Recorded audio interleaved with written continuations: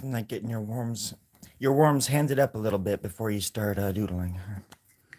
That's why I like to play songs in between. Keeps my brain fresh.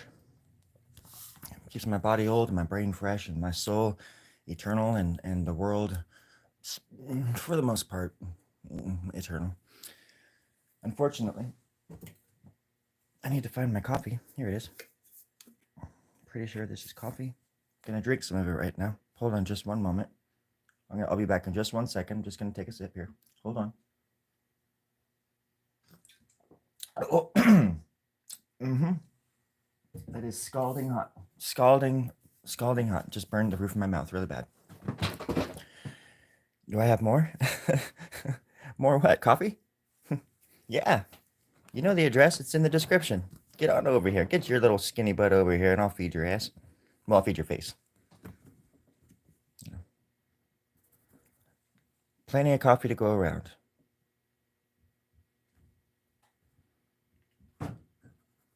It depends on what time zone you're in, but depending, I can make sure and have it piping hot fresh. Scalding hot. Burning the roof of your mouth hot. That's how I like my coffee.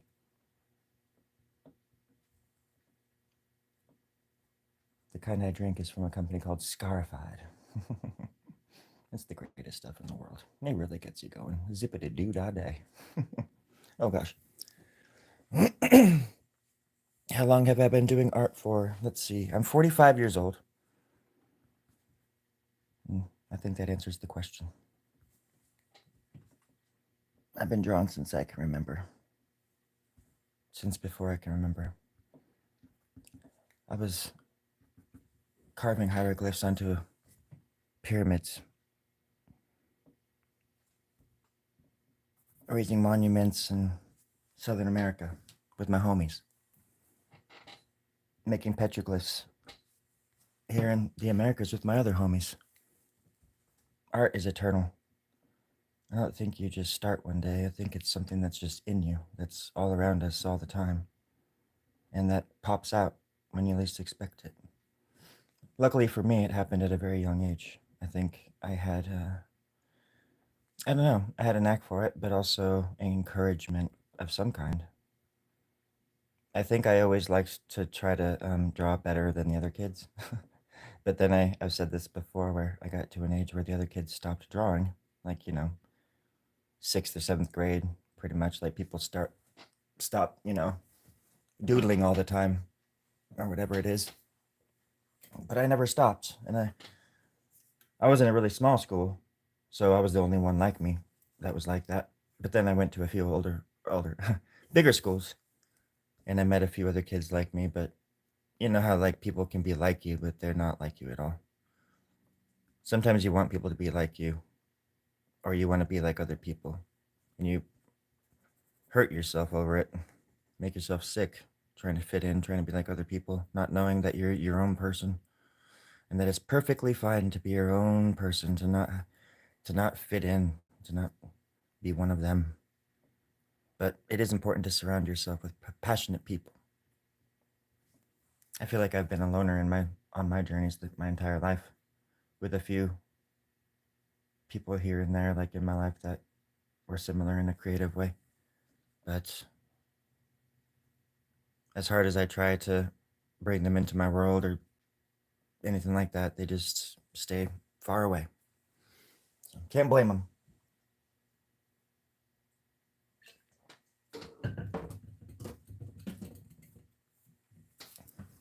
I have friends that call themselves filmmakers, but I've never made a film. I would never call myself an artist if I had never done something like this. How about you? Do you guys draw? Do you sing? Do you dance? Do you breathe the fires of life? I do. Sometimes. I can't dance. I mean, I kind of can. I can. There's a dance called the pogo. And really, it's just like, it's like, remember the pencil when you're jumping in from like a diving board or something, or in a pool? It's called the pencil. It's basically like a pogo pencil dance. You just stand there like a pogo, or stand there like a pencil, and you just jump up and down like a pogo stick.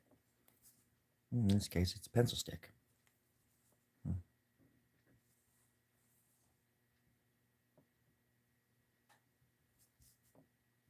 That's how I like to get down, and up and down and up and down and yeah. It's a dance. It's cool.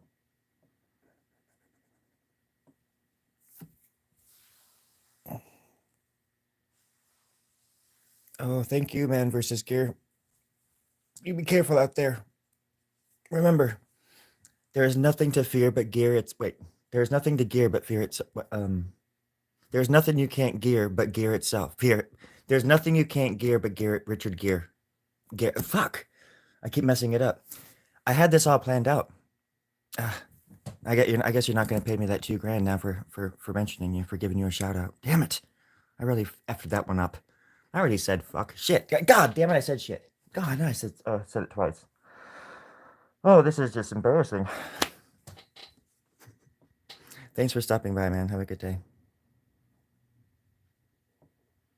That'll be on my like headstone.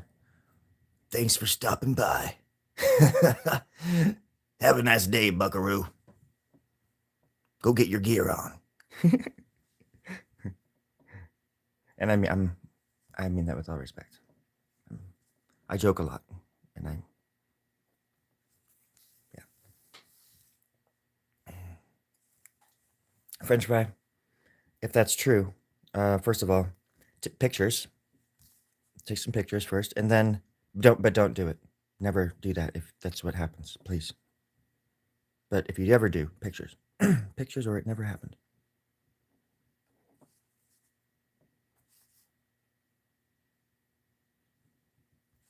I can kind of sway back and forth. The weird thing is that I'm not like I'm not a gifted drummer by any means. I don't have a drum set. I have had drum sets in my life, some even in my bedrooms, but I can like hold a beat, kind of thing. But I'm not gifted by any means.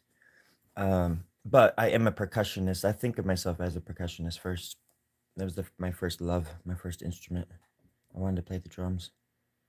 And so I just listen. Whenever I listen to music, I listen to the beat, first. And I guess it's not too crazy to think about, but obviously it's the beat that gets you or hooks you in a lot of the time.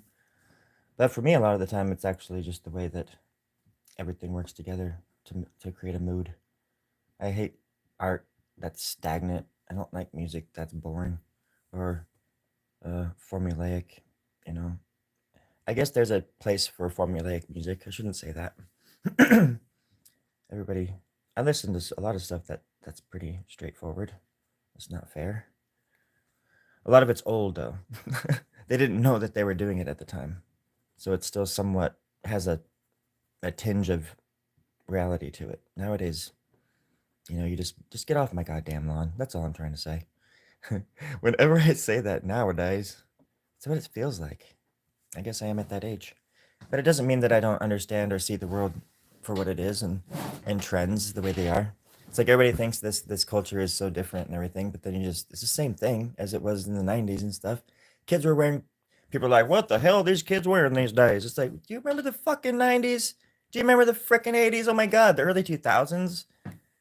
Like I remember going to my freshman first day of high school, and I was wearing something out of Fresh Prince of Bel-Air. I was wearing a quilted, like ghetto. I don't even know what the fuck it was. It was like a quilted, very colorful, very Will Smithy and like Fresh Prince of Bel-Air get up thing. And I don't even know if I should have been wearing it because I'm very, very white. And I was probably offending some fools. The high school I went to, there wasn't many black kids, but who knows? There's a lot of Mexican kids. And boy, howdy, did they let me know it. What's up, widow? What's up, widow? I was like, oh, hi, how you doing? Oh, I'm just sitting here drawing, guys. How are you doing? Why are y'all surrounding me? Hi. That would happen so much, actually. But then, like, usually when I was sitting there, I was drawing. So, like, I've told this story so many times, but I'd be sitting there working on a little doodle, and this group of gangbanger dudes walks up to me, and they're like, what's up, motherfucker, what's up, motherfucker, little widow fucker. And they're walking up, and they're like, what is that, what are you drawing there? And then they're like, "Can you draw me? Can you draw me and my girlfriend?" And I'm doing a horrible accent. With me and we're sitting in a lowrider, and I'm like, "Okay, yeah, sure. What's a lowrider?" They would like bring me lowrider magazines and stuff when I was a freshman. These like big tough gangster dudes, so I could draw them like little lowriders. I would make up my own versions of lowriders for them. They're like, "That doesn't make any sense what you just drew, but it really does like hit home or something." That's how I made friends all throughout my young years. Just sit down and start drawing. Or throw my poop around, whichever came first. Whichever mood I was in. Mostly drawing. Plus, that's how I would find all the other artists in the school I went to, because most of the time the artist or a creative kid would.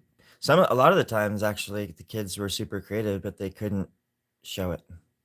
That's sad. That was always sad to me when I would meet like a jock or something, like kid or something, and who's obviously been being groomed into like the sporting arena, but they were hella creative and cool, and they just would even literally say like they can't let anybody else know like how they really think or feel and stuff. Just thinking about that kind of hurts a little bit, because I know that stuff, even with as open as kids are these days, there's still plenty of people that just want to say stupid shit to say stupid shit because they think that's what gives them power. And I was like, actually, what gives you power is saying stupid shit to the right people, to the people who actually deserve it, and the people who are actually hurting you. You just gotta find out who that is. Don't fall for the banana in the tailpipe kind of thing. Be an Axl Rose. Be an outsider. Think outside the box. Those Beverly Hills cops ain't got nothing on you. Ain't got nothing on you. Hi, Joe. Sorry, I was just talking to my dog. You can go now, buddy. Okay, where were we with YouTube? How's everything going on YouTube here?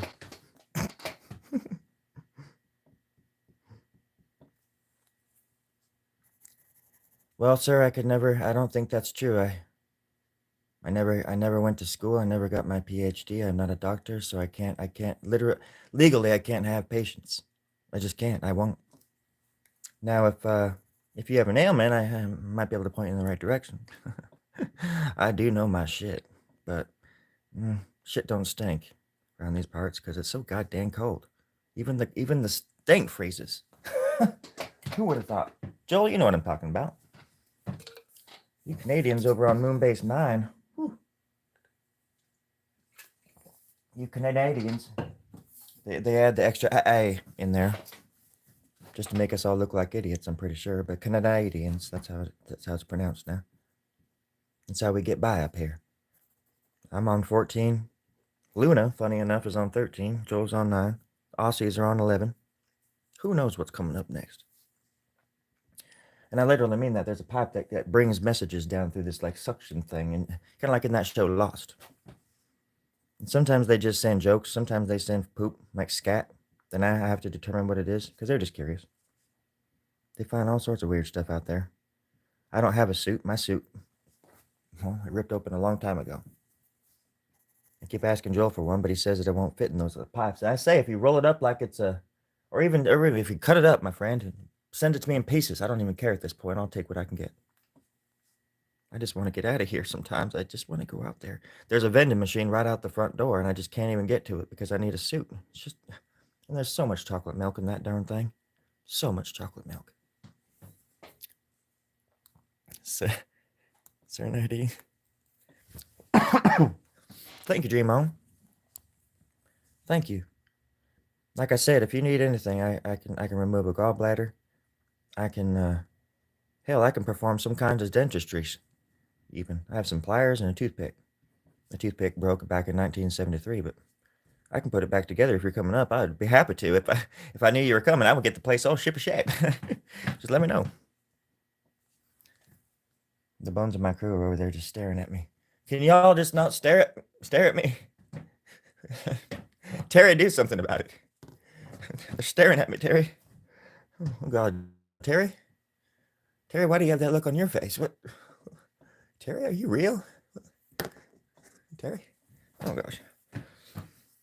I'm a little bit confused, friends. Just give me one second. Just give me 1 second. Oh gosh, yeah, that's better.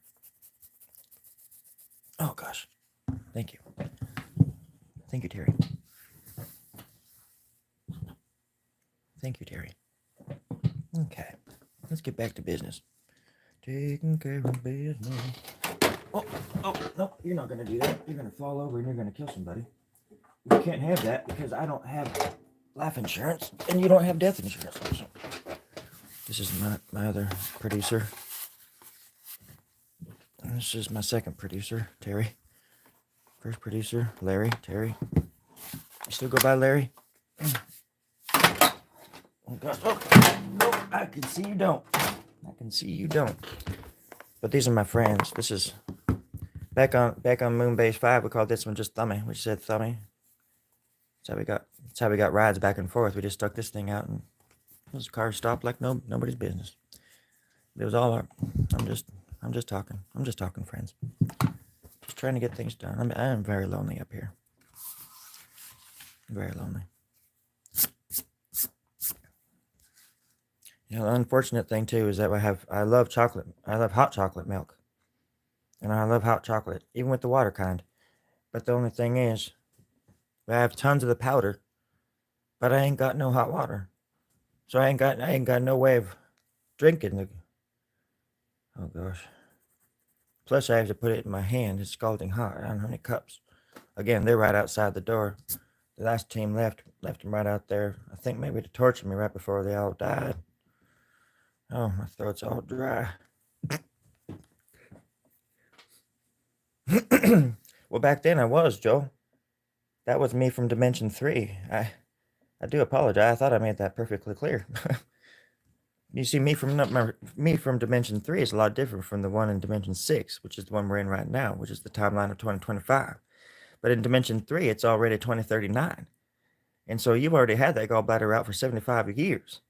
So if you don't remember what that's all about, then we need to get you back in that chair because we need to figure out what's going on inside there. We just need to do a little tap on there. Make sure there's no bubbles coming up to the surface. Because if there are, that means we definitely got to go back to timeline 4 and figure all this whole thing out. You know what I'm saying? Thanks, Joel. I really appreciate that. You always know what to say and when to say it. And that's what I'm saying. That's the only way this could be Dimension 6, because in Dimension 3 you are off the charts insane. You are uncalculable. Yeah, unpredictable. Let's just say that. You are a menace to society, my friend. And it's called Bad Cup of Joel in that dimension. You know that, right? I think you feel it. Sometimes we can slip back and forth, friends, without even realizing it, too. And that's the important thing.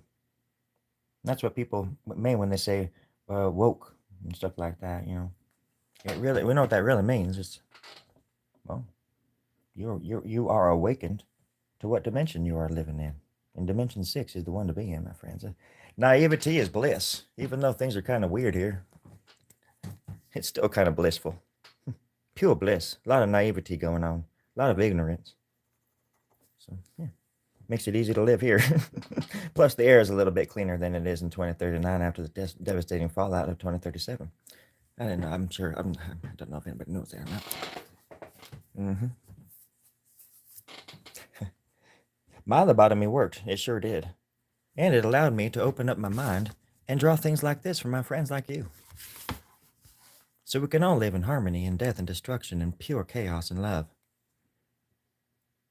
I mean, I hope I'm saying all that right. I'm getting a lot of thumbs downs.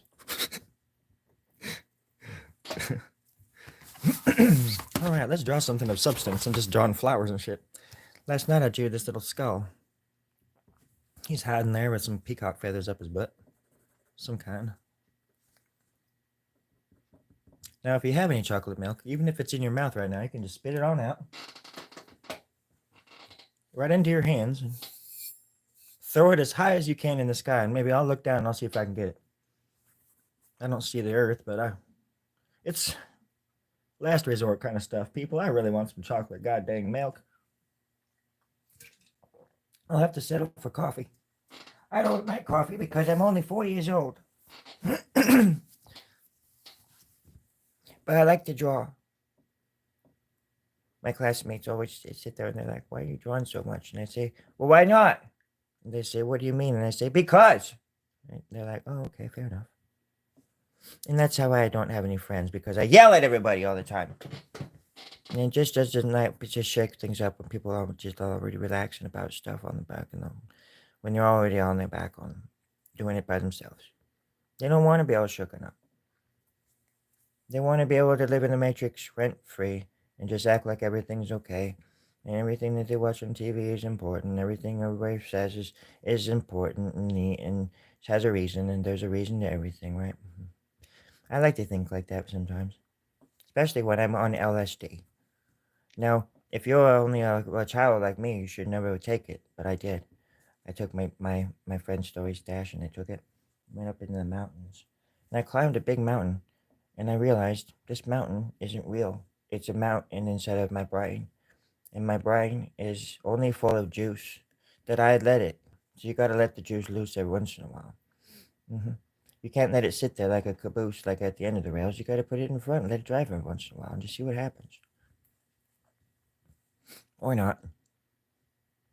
Or just sit back and watch other people do it. But don't call them sillier for doing it. They're doing God's work. They're exploring their mind's imagination, so you don't have to. So you can sit back and watch Cheetos and watch the big football games. Now don't you worry. There are some artists that like football. Me, not really. If I wanted to watch a bunch of rich people throwing bags of skin around at each other, I would watch politics. They throw all of our lifeless corpses around like we're just like little pogs and like pawns in some kind of like pog machine, and it's a chessboard. That's what I want to say about it. That's it.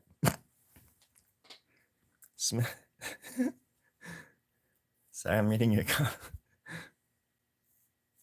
Thanks for telling people to smash that smack button.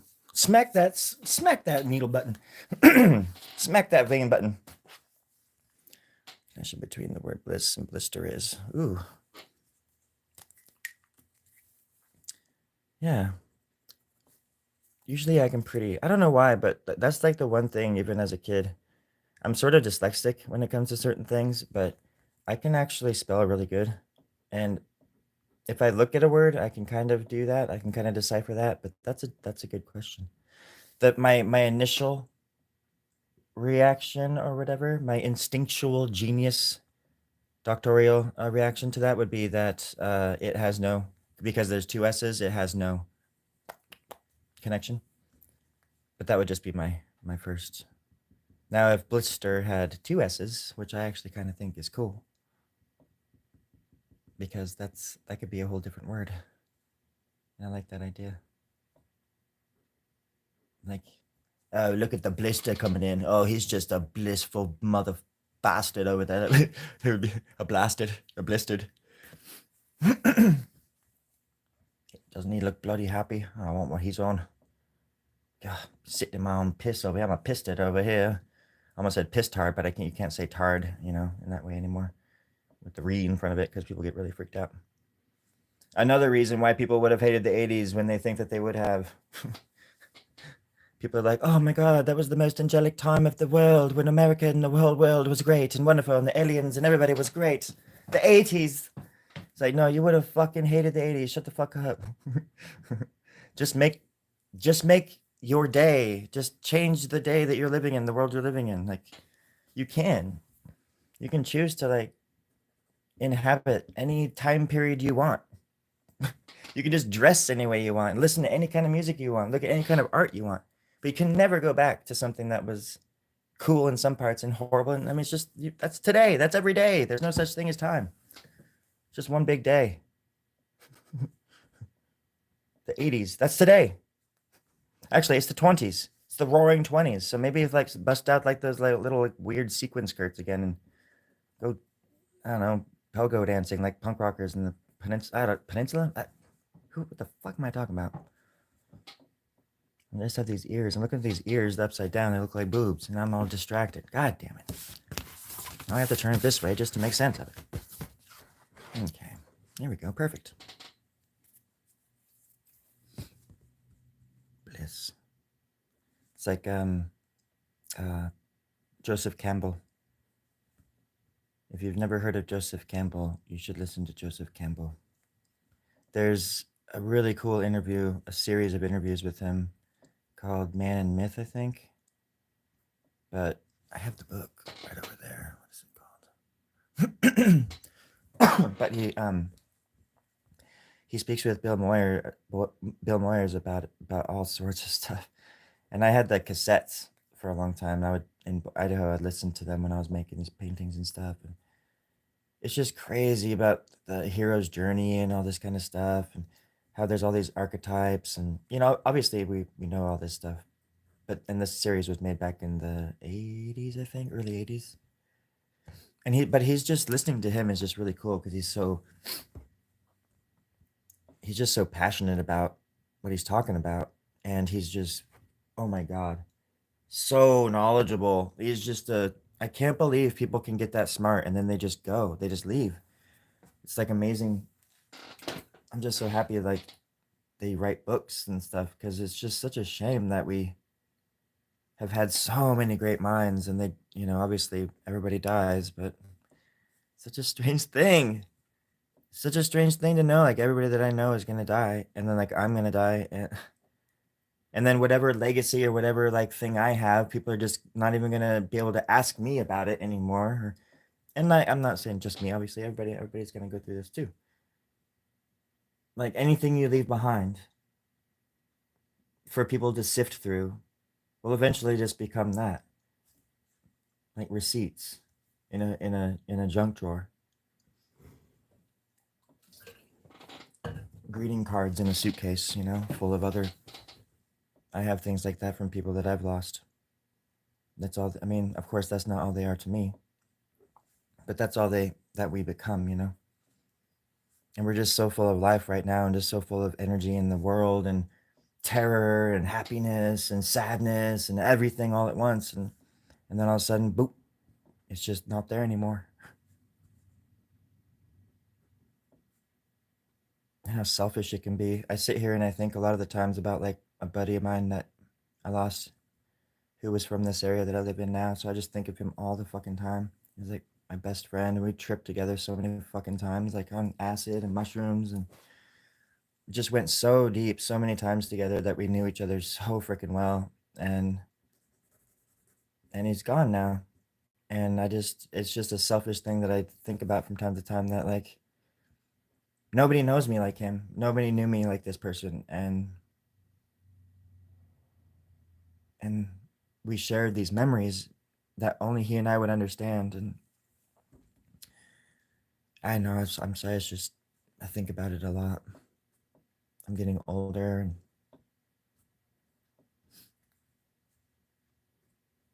it's like I guess it's one of those things where it is true, where you just can't go back home, can't go home. And I think that's why it's important to like, if you can, to forge new memories, to every day to go out and change, or even change old ones. Like when I got back here and I got a car, I had to go around the area and change my memories, because I had such horrible memories from being here as a young 20-year-old asshole drunk kid who didn't care about the future, who thought I was going to die any second. And so I just did stupid crap and hurt people and murdered people. Like I was going to say rob banks and stuff first, but I just went right to murder. I'm just kidding. But you hurt people and you just think, yeah, whatever. So I went out and to all these spots where I used to go to as a young man, and I made new memories, and I played new songs, and I'm rediscovering myself every day more and more.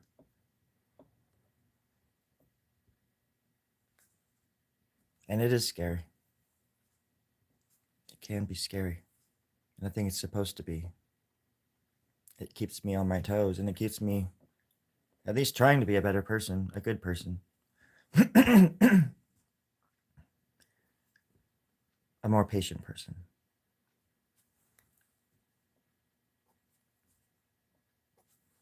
I say that, but then yesterday, some old man was trying to run me off the frickin' road. And so I literally just stopped my car and I was just like, I hung out the window and I must have just scared the bejesus out of him because he like took off like a bench, like a rabbit. And I mean, I was going the same way, but like I was like hauling ass after him because he was acting like a maniac, road raging behind me for no reason. It was like 9 in the morning, and there was nobody around. He easily just could have passed me or whatever, but it was insane. He was like putting my life in jeopardy the way he was driving behind me, as crazy as that sounds. And I was trying to pull over, and he was still going around me, but being all weird. And I was like moving over so he can get around me, and he wouldn't do it. And then I lost it.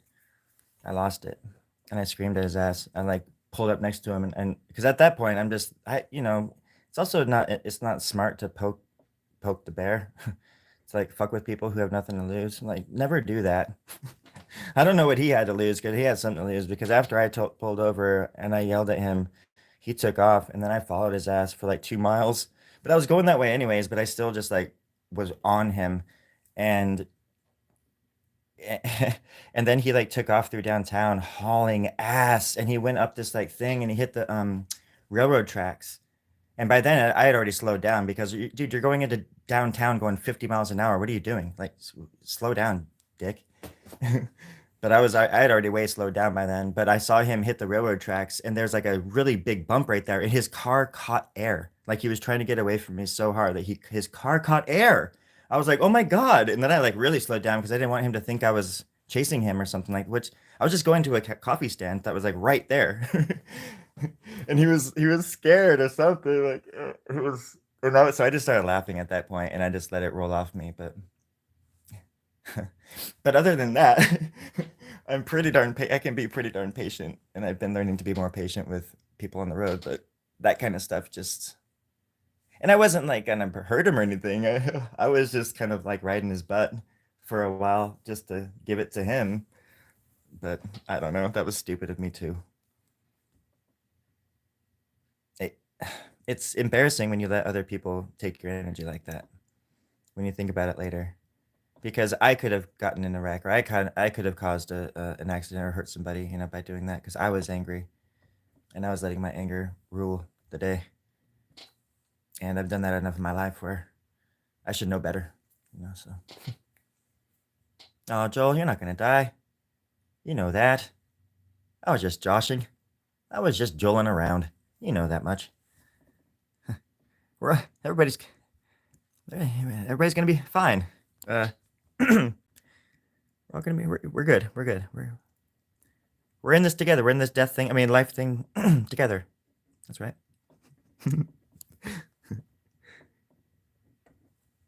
It's just a trip, That's the biggest trip of them all.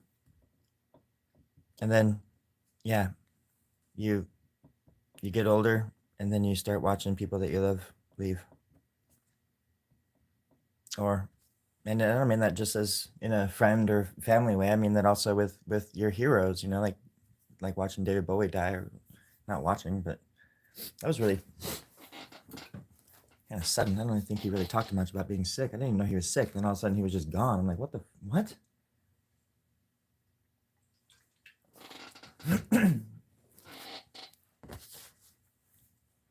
Or people just get older and they pass, obviously.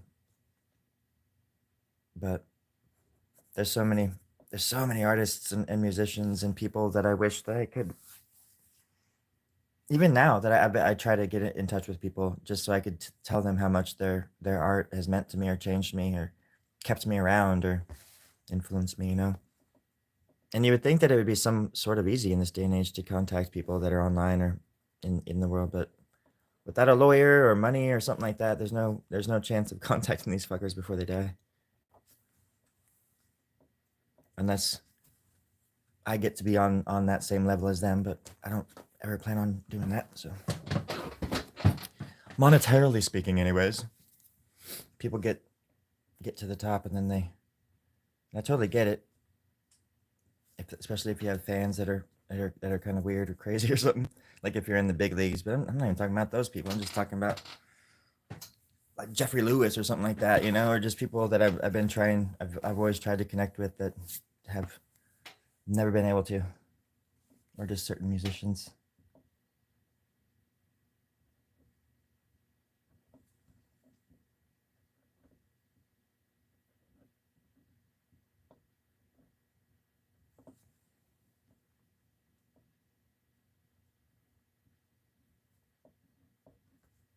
But that's part of it too.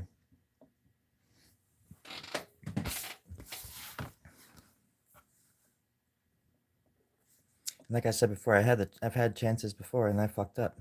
I messed it up. I self-sabotage stuff because that other little part of my brain just never ever wanted to fit in with anybody or ever be in any club or anything like that. But then I crave it. I crave community. I crave that stuff. But when I get it, there's always something about the community that just really rubs me the wrong way.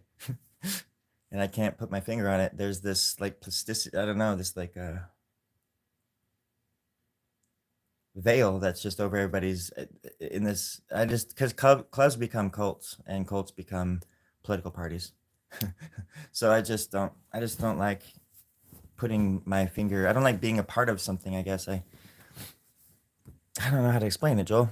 I think I know. Yeah, man, he was.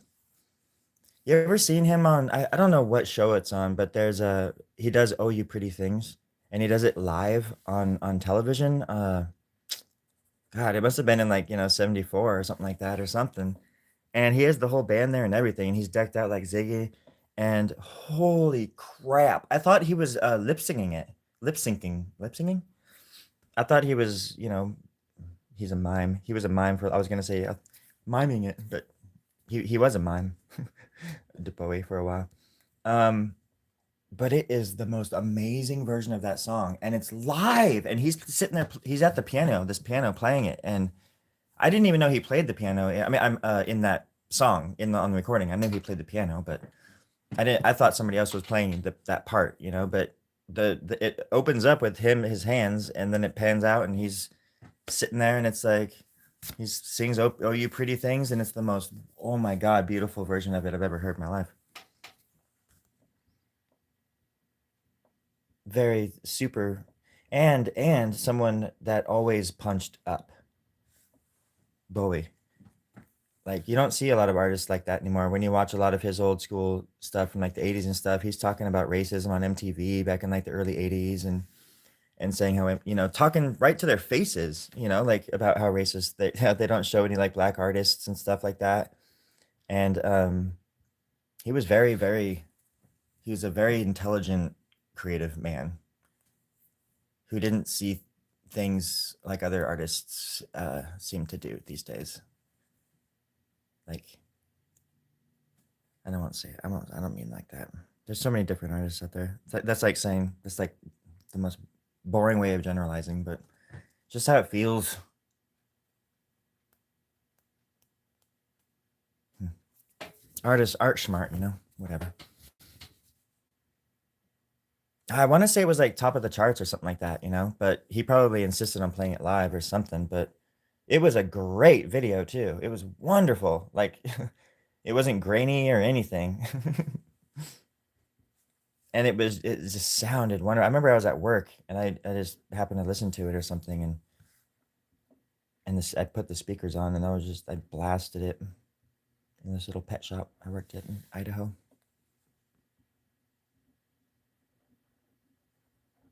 Oops. Let's work down here.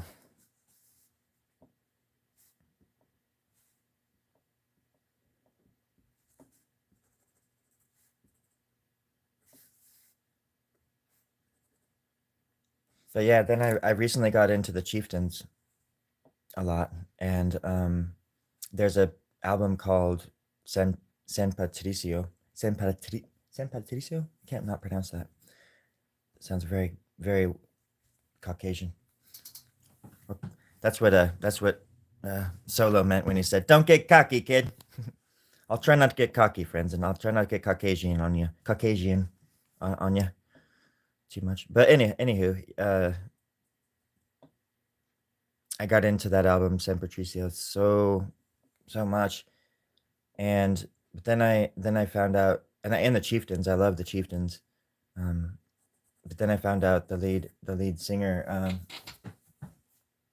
I can't even pronounce his name. It's so freaking Irish.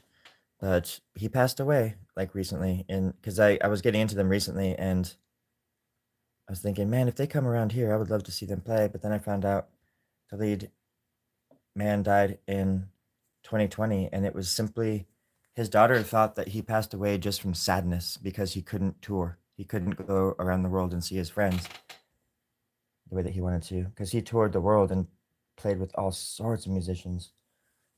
He's just a really brilliant person. Hey, Pastor. San Patricio. Hmm. It's a really great album. It's a blend of Mexican music and Irish music. It's like the perfect fucking blend.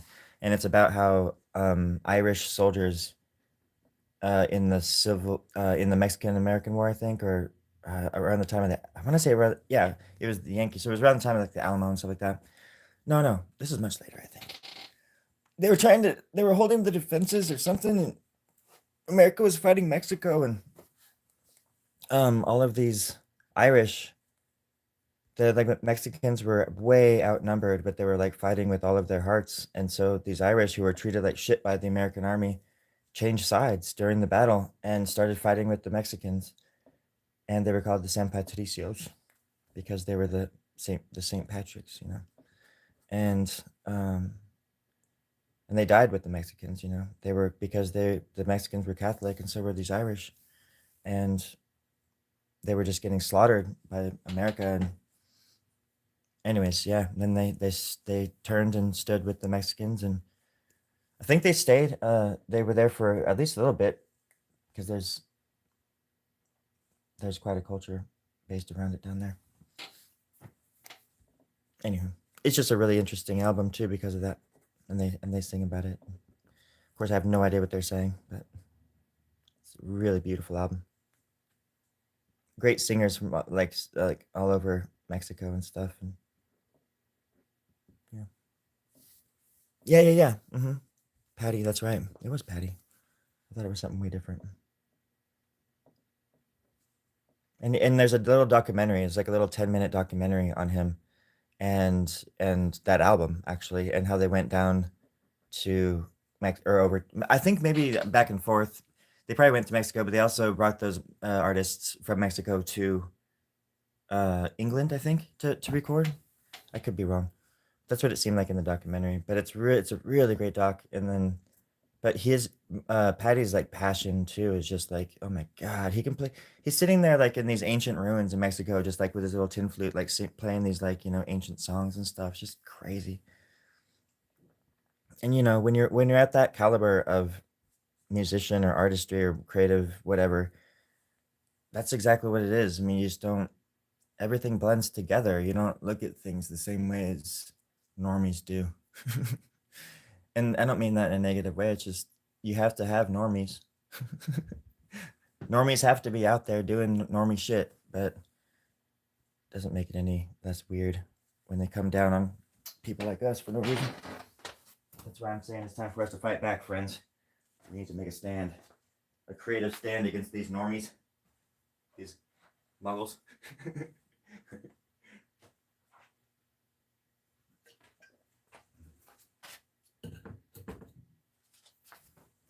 Had to stretch my legs.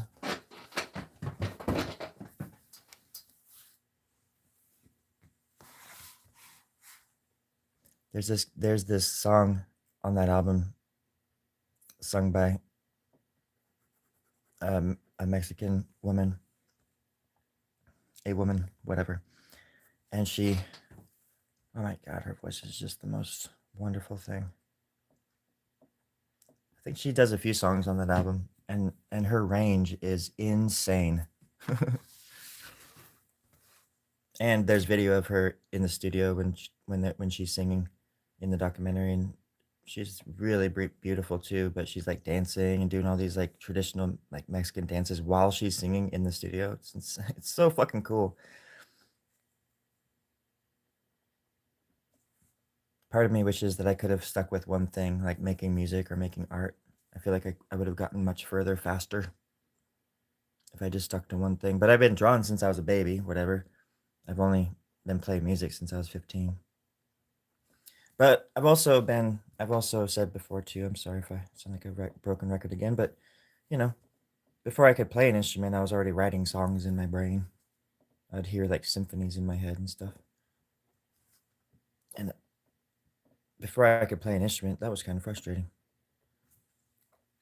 When you can hear all the parts, but you can't do anything about it. And that's how it was even when I was back in like the third grade and stuff. I would hear all the parts in a song that I just made up in my head. Because I'd be so bored in class or something that I would just daydream and make up these symphonies and stuff in my brain.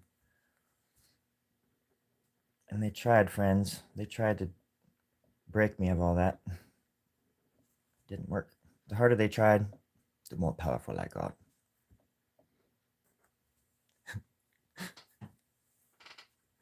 But I just never knew how to harness that power.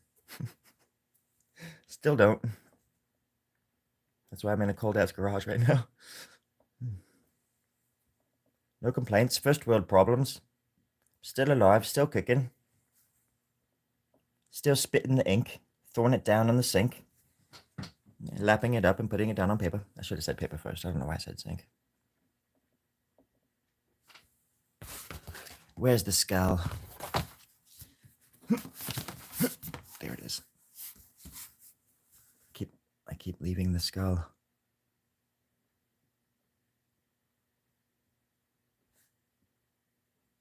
Let's give it a spinal column.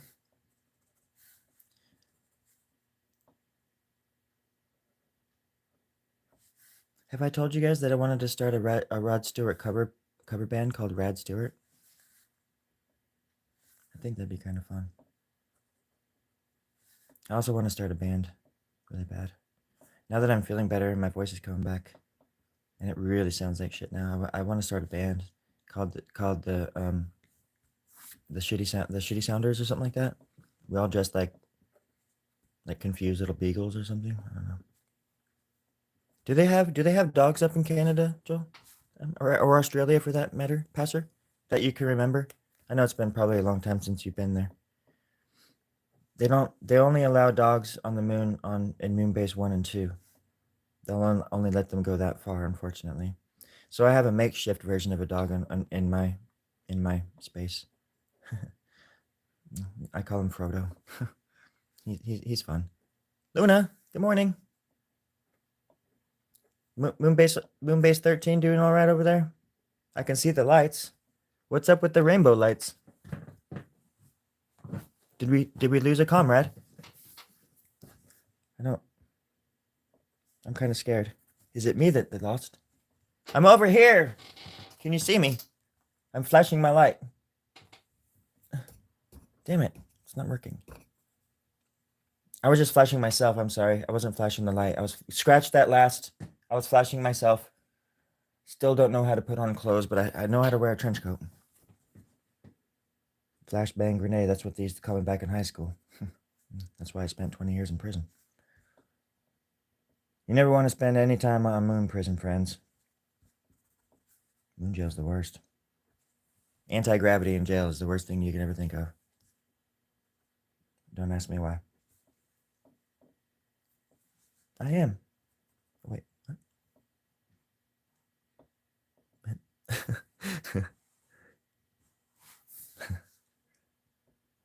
The rave.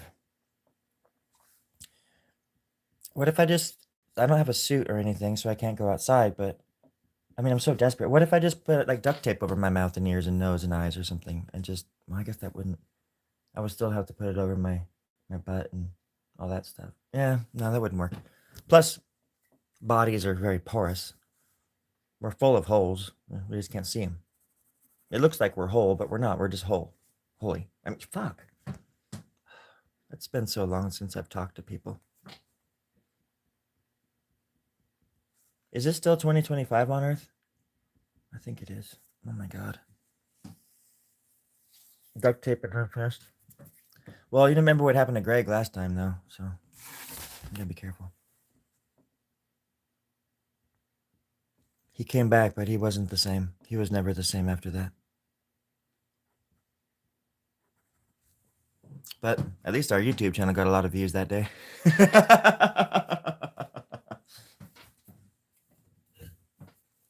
Just kidding. That was super dark. That was a really dark day. Lunar eclipse. I guess it would be earthly eclipse.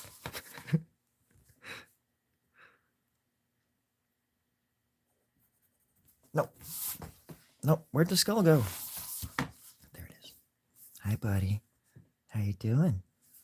Do you want some little dots by your eye? Yeah, let's put some little dots by. Oh, let's put a little line right there. Gotcha. What are you reaching for? What's your little squid-like arm reaching for over there? You little creepy. You little creepy son of a bitch. You stinky little fuck. What are you reaching for over there, you little fucker? You scary little bastard. Yeah. Look at you, all scary and shit. No terrifying everybody around you all the time, you little bastard, you little fucker. Shit. Okay.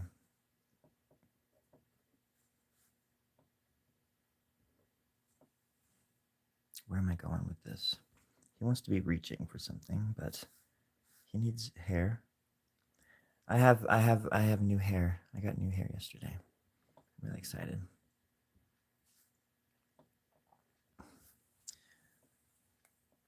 It's a very feminine wig that I got. It looked like when I'm wearing my business suit, sort of black goth business suit thing. I look like I'm going to Wall Street or something. It's really weird. But it's nice to have options. Yeah, it's getting to that point too where I'm gonna have to start not going live so much because I need to hunker down and start writing. I'm still in the back of my head, always thinking about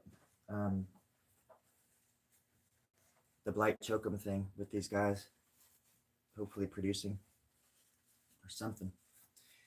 But I need to gather up some songs and write out. I was thinking about just doing like a reel, like a going out and doing something on my own.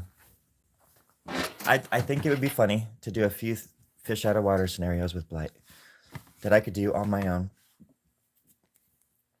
One of them is Blight. Basically, he's a country western star kind of guy, or maybe like a what do you call it, like a aspiring. And he, but he goes into it. He during his fall from losing his faith or whatever, he's just exploring. He's exploring stuff, and one of the things that he's exploring is his imagination. And so he heard that one way to explore his imagination is with cannabis. And so there's a shot of him going into a shop, and buying some weed, and then the next shot would be him all stoned and writing country songs, all stoned and stuff. And it would just be a funny thing to explore. Like, what would that be like from that point of view? But also, I think it'd be fun to do him at an open mic. So Blight goes up there and gets to play like one song or something, and at a local open mic here, and maybe don't even tell the people that I'm doing it like as a joke or anything, but just go in there like that I'm Blight Chokum. My name's Blight, and I'm just going in with all these like purple-haired people or something. I'm not making fun of people with purple hair. I'm just saying that I would go into these like scenarios purposefully as this character to but they would think one like he's gonna sing about something, but then because he'd be stereotypically country, but then the songs would be completely different what that they're expecting, and I just would like to get that on film somehow, or just say, yeah, I'm stopping through. Terry forgot to book a show, and we're staying the night here, so I just figured I'd come play the open mic tonight with y'all. I'm just gonna play a few songs here. You know what I mean? Like he's on tour, but they didn't book a show that night. So I don't know. That'd be kind of a funny premise. It's just something I've never seen, and I think I could pull it off because I have a lot of songs that I can turn into country western songs pretty easily. I'm sure I've said that a million times too. I mean, I know I repeat myself all the time.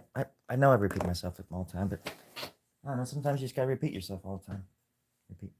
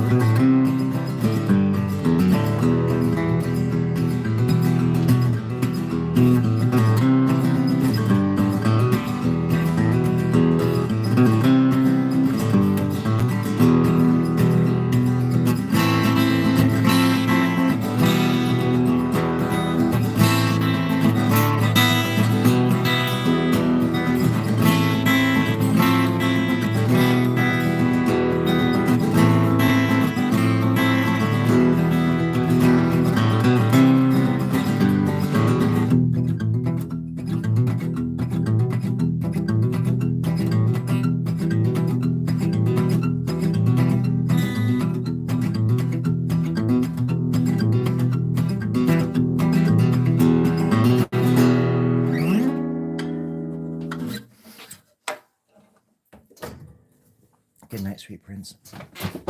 Good night. I love you. Love you too. All right, let's get back to work. Purple hair, don't care. Well, just how I'd want to go into a rough and tumbling country western bar and play the songs too, and get those people's reactions, because I bet their reaction would be even more interesting. The only thing is, I wouldn't be able to wear nail polish for a while. Golly gosh darn dang! I mean, and that's my whole thing. That's my whole shtick. I'll just have to wear it on my toes. Won't let anybody know. Hell, I'm wearing it on my nipples, friends. It doesn't allow my nipples to breathe, but at least I'm wearing it. And you can't see it, no harm, no foul. Dabba dabba doo doo. A little dabble do ya. A little dabble nail polish do you on your big toes. It's rubbing off now anyways.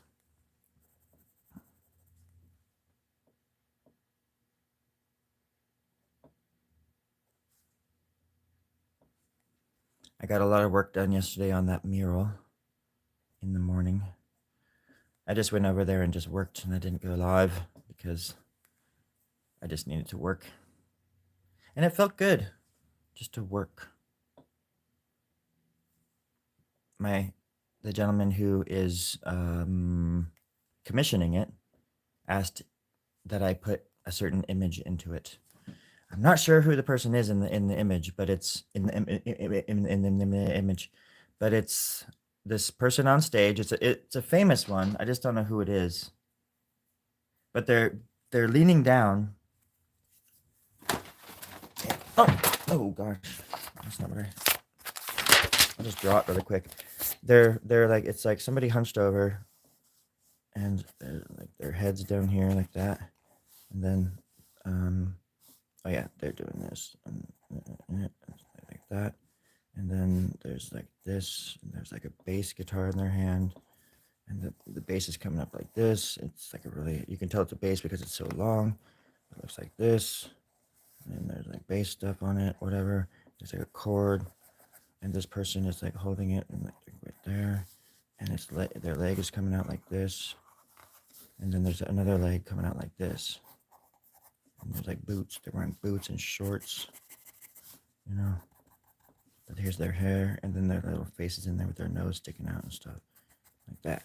They're hunched over, and they're on stage. They're on a stage, and they're just like, getting ready to smash that old fucking bass guitar on the ground. And it's a really cool shot because like all the people are like back here or whatever, all the people. And then like there's like lights up here and shit and stuff flashing down on this motherfucker. So it's all dark, It's all dark right behind them. It's like you can barely see what they're even fucking doing. But you know goddamn well that it's a fucking bass guitar. And it's getting ready to be smashed on the fucking stage. Hell cool. It's like rock and roll. That's the reason I got into rock and roll, was just smash shit up. Like, that's the only reason to get into rock and roll. I'm telling you that right now, right? Is anybody listening to me? You better be taking notes, because this is all free information, friends. We're gonna fuck some shit. Wait, oh my gosh. Oh, sorry. You get the idea.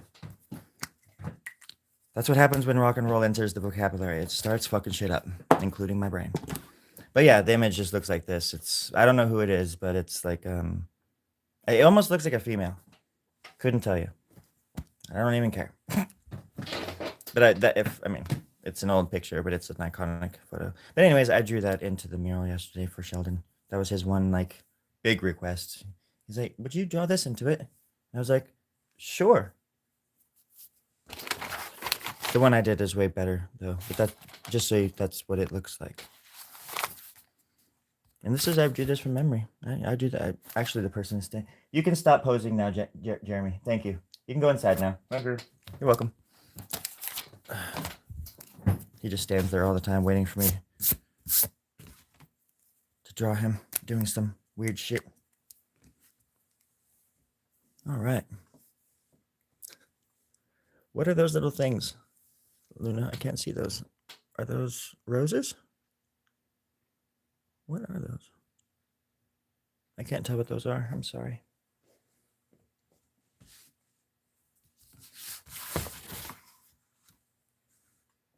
Luna, did you notice that I drew?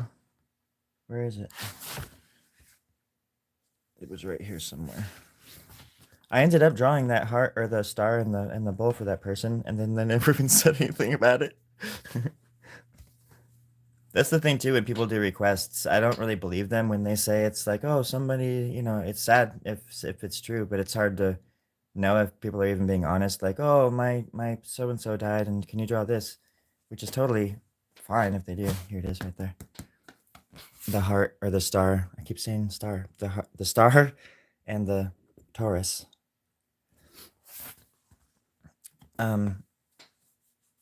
And then people will come here and like request that I draw. I'm working on a drawing like this, and sometimes they'll say something like that, which is reasonable, a star. It's not too much to ask for. But sometimes people will say, can you draw a hamster or something, and all these other things. And I'm like, why? No, no. Yeah.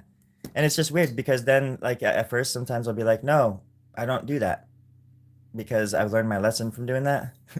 But then sometimes I'm like, okay, I'll draw it. And then I draw it. And then the people never, because they just like will leave right after they request it. Or if I say no, they just leave my channel, which is obviously totally fine too. But then I draw it in there or something. I don't know. Or people will come to my channel and I'll like write an entire song for them on the spot. And they'll be like, you're stupid. And I'm like, yeah, that's what that song was about. You weren't even listening to the lyrics, obviously. Damn it.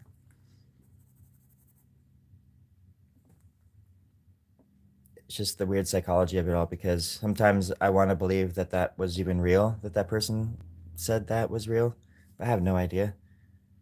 And then I drew it in there. Not too long after they requested it, so it wasn't like an hour later or something like that, but it was like minutes after, and then they never even they never even said anything about it, like that they even saw it. And that's what happens more and more. Like, and it's that was kind of sad, because it was like an aunt and cousin or something they said that they lost. But again, I don't know if that's true. I can't. There's no way that I can like, because that could just be like a way for people to get me to draw something, to like tug at my heartstrings. And this is just me being like super cynical business YouTube guy for a second, you know, because I do have a fucking heart, and that's why I ended up drawing it in there. The heart and the bull, the star. So, but you know what I mean? It's just like a weird, because then it's so distracting. It's like if somebody says something like that, it's like a kind of like a buzzkill too, where you're like, oh, well, now I want to draw it, but I don't want to look like a jerk, but at the same time, I don't want to draw that. But that request wasn't crazy, because I like drawing bulls and I like stars. So that's why I ended up doing it too, because it was just easy. I don't have like a hamster book lying around where I can just like draw a hamster out of my ass. I mean, I have those books around, but I don't think they're suitable for YouTube. Gerbil Digest. Anybody else have Gerbil Digest? Double trouble. Gerbil trouble. I've got 99 problems and a gerbil ain't one. A gerbil is one, actually, because it's in my bum. That one's free, y'all. You can have that one.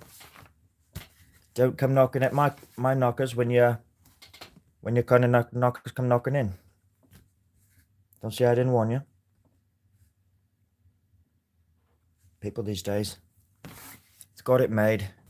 Have no idea how much they've got it made. Got it made like the Bob.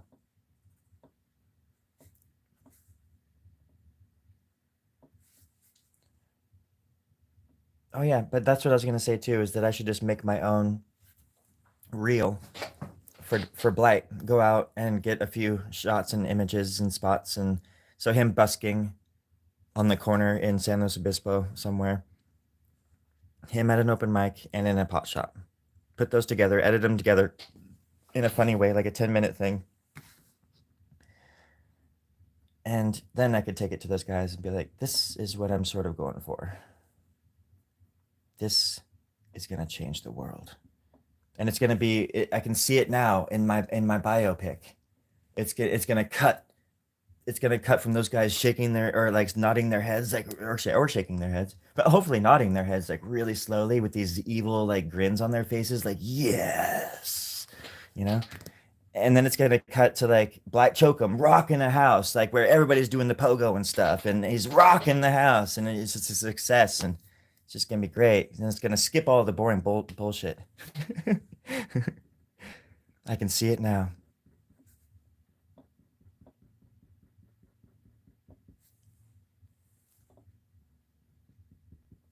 And it just depresses me. I just got really depressed. I'm sorry. I lost it.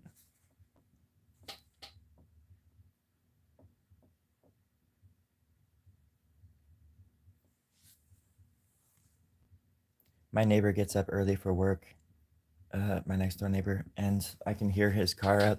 It's like 6. It's almost 6, 10 to 6 right now. Um, he goes out there and starts his car, his truck, and I can hear the music inside just like blaring inside the cab. And it cracks me up. And he turns the lights on for some reason. He leaves the lights on so they like shine into the house across the street, into like the kids' room across the street, like directly into their bedroom window every morning at this time. Which cracks me up as well because those neighbors across the way are probably deserve it. Those children are evil as fuck. I see them flying around outside at night and shit. Terrifying little buggers. So, shed all the light you want on there, partner. Oh shit, he just looked over here. Should probably not talk so loud.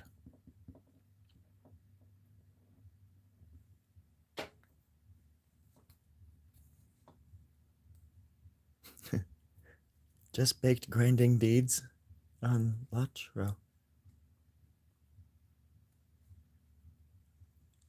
Okay, so I take it the first part of that just baked means that you got stoned because I don't understand anything of the rest of that sentence. I'm gonna read it though. Don't mind me, guys. Just baked grinding deeds on Latro. That was not an Aussie accent. That was an awesome accent. Up here on Moonbase 14, we just try to emulate everybody else because I lost my coolness about 3 decades ago in the Great Moon War of 1812. It was a pretty great war, but it was still pretty traumatic for some of us. Most of us. They all died except for me. Oh my god. It's been a long time. Anybody got any chocolate milk? Stoned is... Oh, man. Oh, Lord of the Rings. Now you're talking. You're talking to a Lord of the Ring fan when well, I'm a big Tolkien fan, and it's not like I've read all the books or I've ever even any seen any of the movies or know anything about like the character. I don't even know any of the names or anything. I have no idea if it's fantasy or fiction or whatever the hell it is. Dianetics, I don't care. I just like his name. I respect the man's name. His legacy is in his name. I don't care what the fuck he wrote. I'm just kidding. I'm playing. But no, there's the show called Rings of Power that's on Amazon, and I never will watch a fucking single episode of that garbage. Just because they bastardized like the story so freaking much, and it's just gross to even like think about ever watching that piece of garbage. Sorry if anybody else here likes that crap, but that's not for me. The original trilogy is just like the most, still the best trilogy like ever.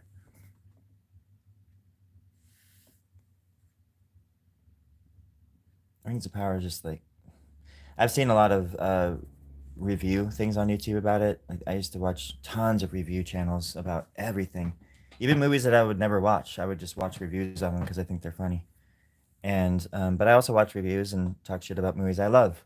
You know, like you can poke fun at Lord of the Rings, like the first one, and just have fun with that. But there's just things that people are using Tolkien quotes these days to justify the murder of that like millionaire dude. And I'm just like, what are you guys fucking doing? Like you guys are, or they're saying like they're using Tolkien's like quotes and stuff from his books to like justify going out and hurting people. And these are people that consider themselves left leaning kind of people. And I'm just flabbergasted that these guys are always talking about.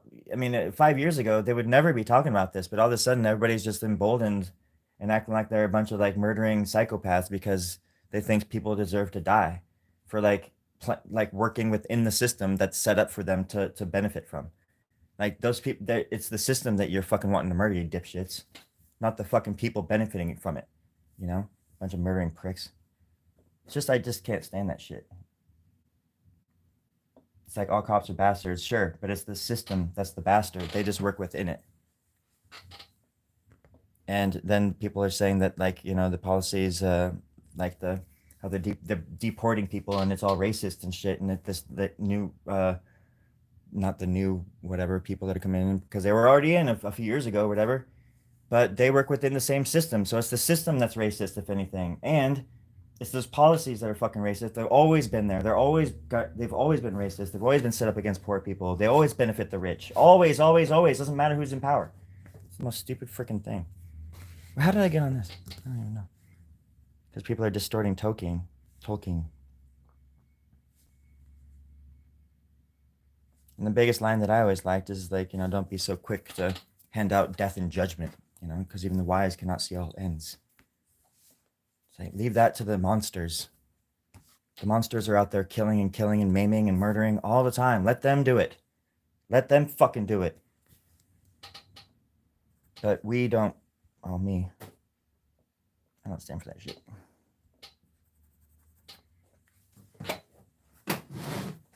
Or at the very least, if you're gonna stand up, or if you're gonna stand up for murdering people because you don't like them or what they do, then you go out there and you take the first stab.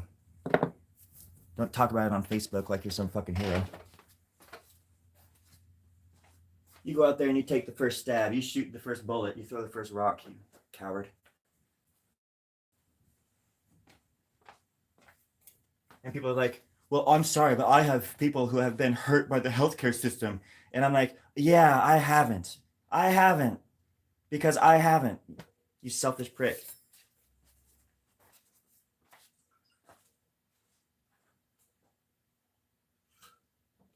There's so many things that I need fixed on my fucking body that I can't because it's thousands and thousands and thousands and thousands and thousands of fucking dollars. Just teeth alone are thousands of dollars. I hate when tourists come to me and act like I don't have any idea about our healthcare system. When I was the one screaming at the top of my lungs about it when Bernie Sanders was around. Whatever happened to that whole topic, huh?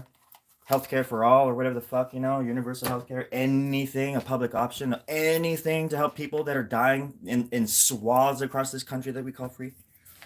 Nothing. But then people want to shoot the messenger.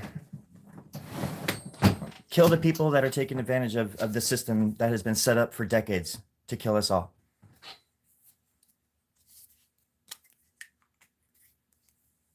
It's not how you do it, friends.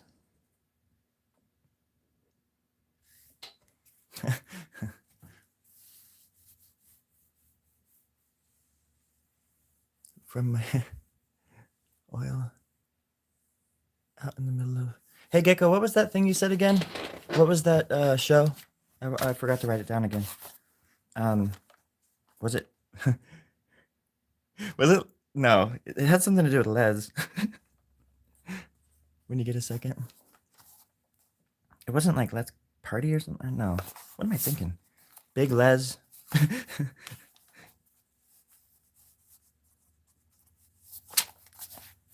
Sounds weird coming out of like left field like that, but you had said that I should watch something, and I forgot again to write it down.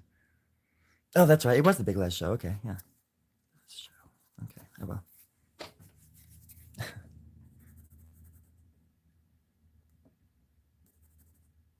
I'm also just tired of fucking everybody having to have labels. I go on these stupid ass dating sites, and people are like all these different things, saying that they're this and that. And have you ever met anybody in real life and said that to people or introduced yourself to somebody like that? Like, with all these like anagrams and all these like codexes and things, you have to like read a book just to like get to like take me on a first date or something. How about like I'm a big spoon and you're a little spoon? Let's just go from there or something. I don't even know. Probably the easiest. It's just insane to me how much people want to be labeled or expect to be labeled or how important labels are. I mean, I'm a big picture kind of person, you know, there's like bigger fish to fry rather than anything like that.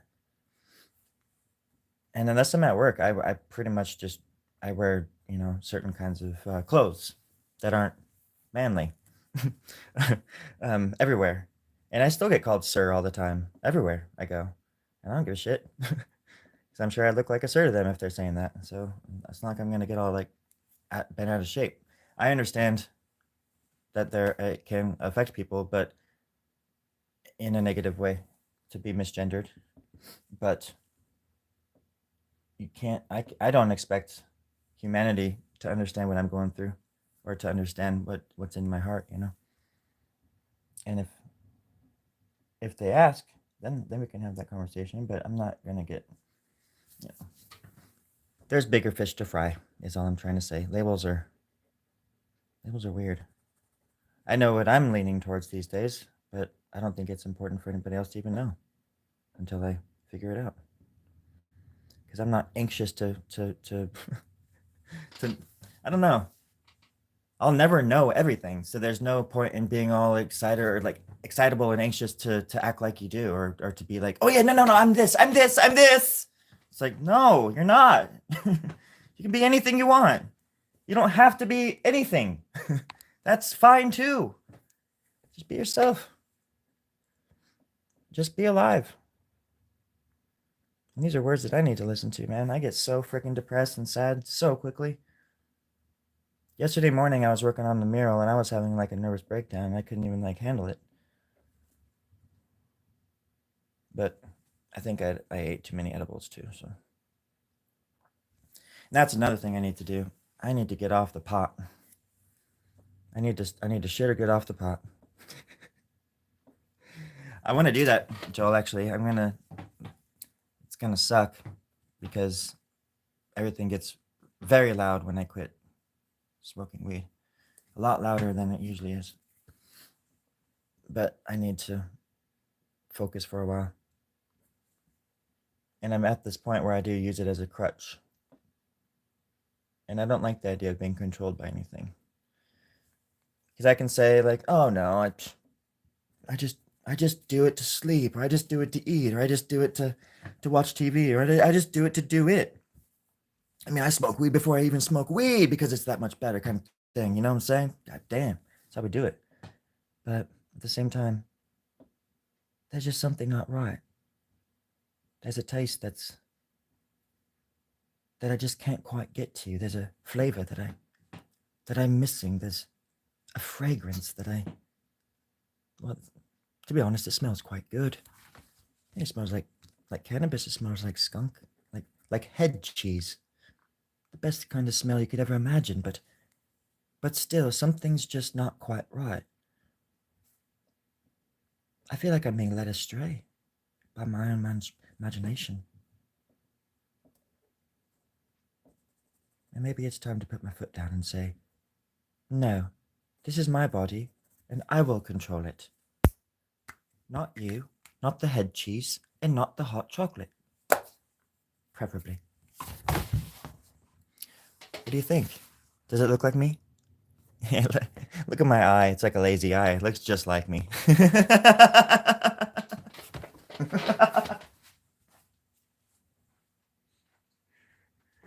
Oh, that's a stupid laugh.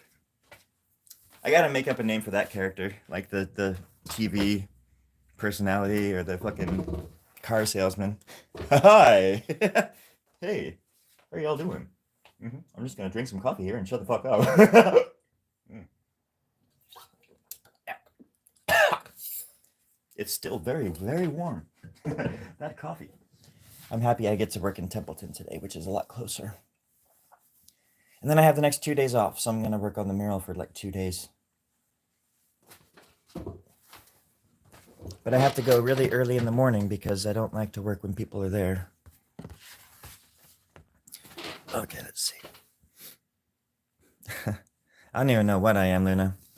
I don't know if I'm a big spoon or a little spoon or I'm a sporkian with razors in my spine popping out, flattening people's tires as they drive by, like Ben Hur. I don't even know. But also I don't have any.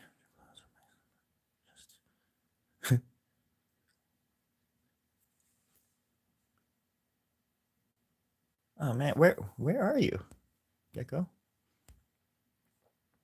Henlos. Is that where you're at, Henlos? How come you're out there just in your swag? Oh, what kind of swag are we talking? Are you in the you're in the swag that I sent you? I sent you that swag, the swag bag. I mean, if you have the swag bag, you should be fine. I mean, there's all sorts. There's rations in there for 3 years. You should be good. Now, if you're talking about the swag suitcase, that's a whole different. Carl, Eugene.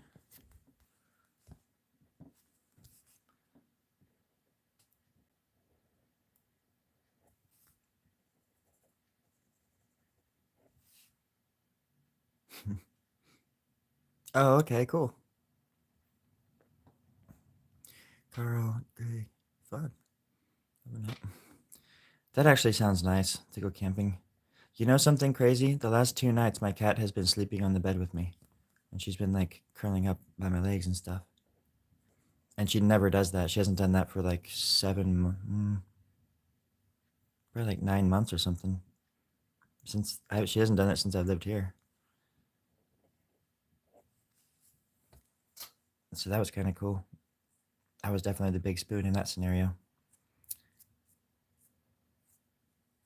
I was just gonna say because it was cold last night, the last 2 nights, and the first night I had the window. I forgot that I had my bedroom window open, cracked, because I crack it so she can smell the outside air and look at, listen to things or whatever. So it was cold in my room, so she was sleeping with me, which I was like, oh, okay, she's in the bed with me because it was cold, too cold, because her little perch is right by the window. Anyways, but then she slept with me again this morning, and then I even was able to grab a blanket and put it over her, so she was like under the covers. And that's just something that just doesn't happen. My cat, I can't even like pet her, and touch her most of the time, you know. So that was pretty cool.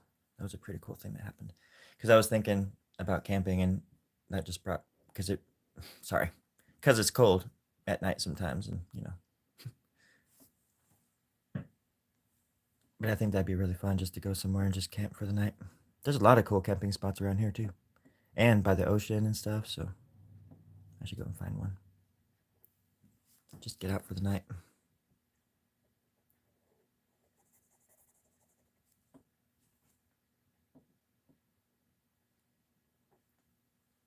Catrito. Catrito. That would be the most.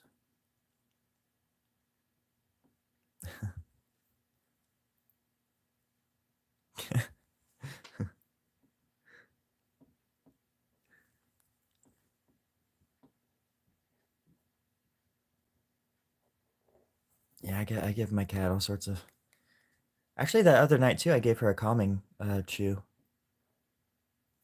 because she's so high strung. But I gave her a little calmer, so I thought that was maybe why she was laying with me as well, because she was just a little bit feeling a little bit more chill. But I'm trying to get it to a point where she understands that, you know, when I'm just walking in her general direction, I'm not trying to like do anything to her or even mess with her or anything like that or anything. I'm just walking towards her and she thinks I'm coming to get her, but I'm just going to the kitchen or something. And it sucks because, you don't, it's hard because you don't want to torture your animal. I don't want her to think I'm like always out to get her or something, but she just seems to think that. It's weird. But she's also a cat and she's in her like terrible twos right now. So, but I've already noticed like her changing a little bit. Her attitude is like changing because she's getting a little older. She's super cool though. One of your boys is snoring.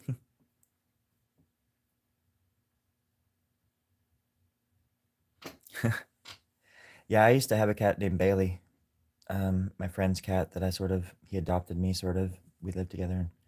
Um, he would cuddle with me. He would spoon me. I'd be like sleeping, with my back to him, and he would be like, he's such a big cat that it was like spooning. He was like a little dog. He was super cool. Very quiet cat.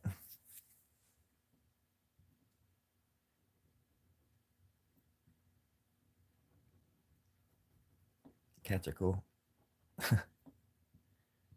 I meet so many people in my line of work who just don't, you know, cats are, hey, do you have cats or dogs? Dogs.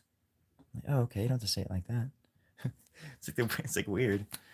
I'm a dog person. I'm a cat person. It's like, oh, I'm an alligator person, I'll feed your fucking pets to no. But it's silly to be one way or the other sometimes, I think. Because you love them both for different reasons. And some dogs are like cats, and some cats are like dogs. That's all.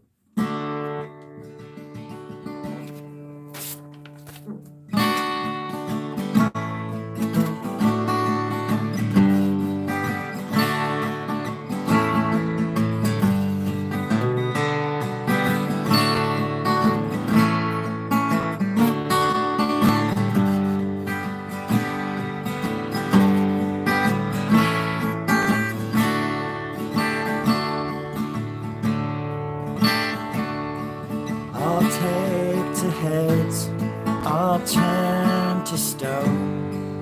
The memories born to go. We're torn to spend our lives alone.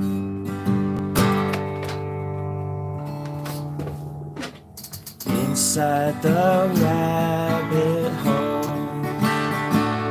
Now bend the rules with tools of bone and temper down to hold. Deranged the fools were set to throne. Just why even God wants to know. And sadly sleeping they will be, so sadly still they move, and madly weeping with open teeth beside themselves so soon. They took the lands, they burned the homes, and left us with filthy folds. So we took the rags and rode towards the storm, in the face of the eye that we stole. There the artist's hand commanded the show, once warm, now bloody and cold. For For when asked to band together once more, they shared everything but their souls. And sadly sleeping they will be, so sadly still they move, madly weeping with open teeth beside themselves so soon. We'll raise the dead, we'll carry the load from hieroglyph to rock and roll, because the enemy was fed with the food that we'd grown, sustained by the bone meals of old. And sadly sleeping they will be, so sadly still they move, and madly weeping with gnashing teeth beside themselves so soon.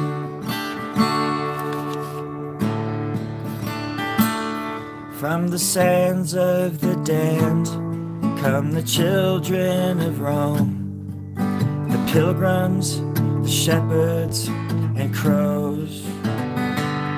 But the artists have fled for the safety below, deep inside the rabbit hole.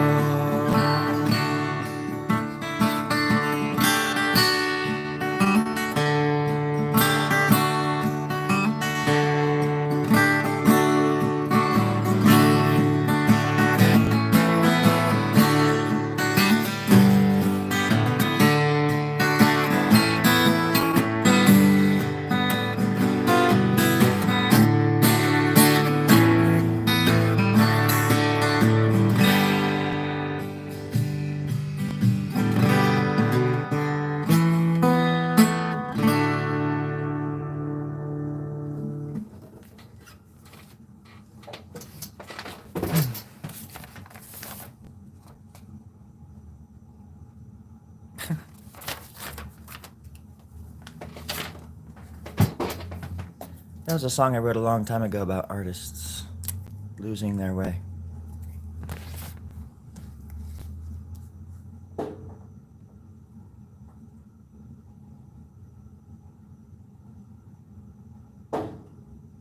I know.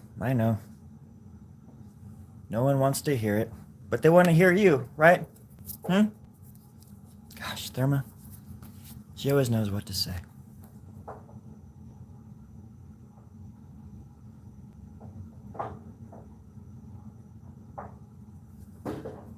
Who's there? Water heater what? That's pretty good. I heard it. You only get one punchline per joke, you know that. And you only get one knock-knock joke per day. Come on now. I'm sorry, but it's true. You know the rules.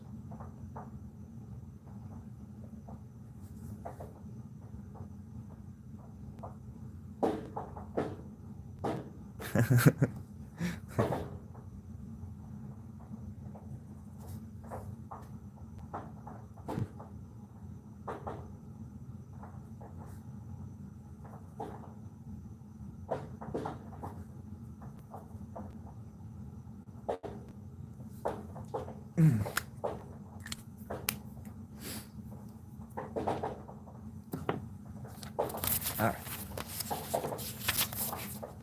I gotta go and get ready for my day. Look at this little turtle. Isn't that neat? This little brooch. It's a neat little turtle. Those are the lights that it's reflecting. Yeah, it's a real emerald, by the way. You can It's like this. It's like the philosopher's stone. If you shave a little bit off it and you shove it up your nose, you'll live forever. All right, that's what they say. At least you'll be high for like 20 minutes. And sometimes, friends, that kind of high is worth it. I'm not gonna lie. I would never lie to you. But I do like him. He's a cute little turtle. He's got a cute little turtle tail too. Twatus. Twatus. That's what I meant. What do turtles have? They have like nunchucks and katanas and stuff. This one just has feet. Teenage Mutant Ninja Tortoise. Heroes in a half shell. Tortoise power. Teenage Mutant Ninja Porpoise. We're porpoises with a purpose. Purpose. Therma, you don't have to stop talking right when I'm doing that, because then it's really, I seem really loud. And okay, she's going back to sleep. All right, everybody. I really appreciate the company. I really do. It's Tuesday, which means that it's almost Wednesday, which is anything can happen day. So today, kind of watch yourself. Make sure you're prepping yourself for tomorrow, and leaving yourself enough space for wiggle room. Wiggle room is important, especially on cold days, and all that jazz. You know, I'll play a little ukulele, Tim, just so you can leave in style. Okay, hold on a second now. It goes a little something like this.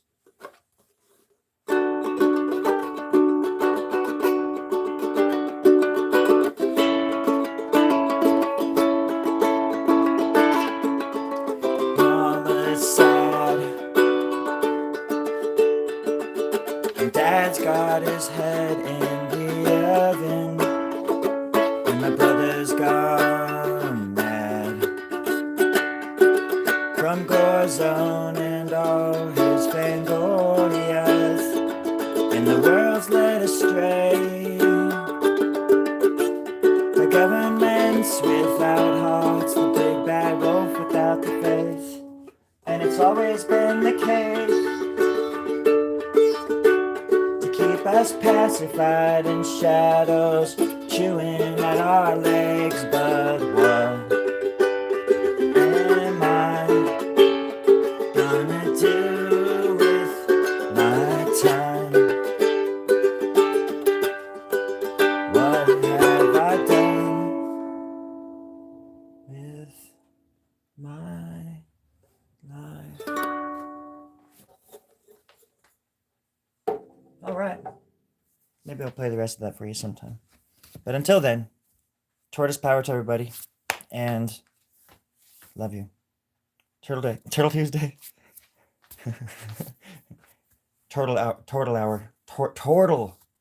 There's an in-between species, and they've got to be called turtles, because that is the funnest word to say. Funnest is a great word. Funnest, both great words, but turtle. Try saying that and see what your lips and your tongue do, and tell me that's not the funnest word to say all day. All right, everybody. Moonbase 13. Stay hydrated. As soon as I get that chocolate milk, I'll be one hydrated little person. Whatever. Are we aliens if we're on the moon? I mean, I've been up here like over 10 years. I think that makes me an alien. But I'm an alien. I like chocolate milk. All right, everybody. Ooh, twaddle. Yeah, no, twaddle takes the cake. As a matter of fact, I want a twaddle cake. I want a twaddle pie. Oh gosh, I gotta go. Okay. See you guys later. Gecko, have fun with your kids. Luna, be safe. Joel, stay warm. Everybody else, kick some ass, take some names, but don't hurt anybody. Probably just take names and tell the authorities. All right. Be safe, everybody.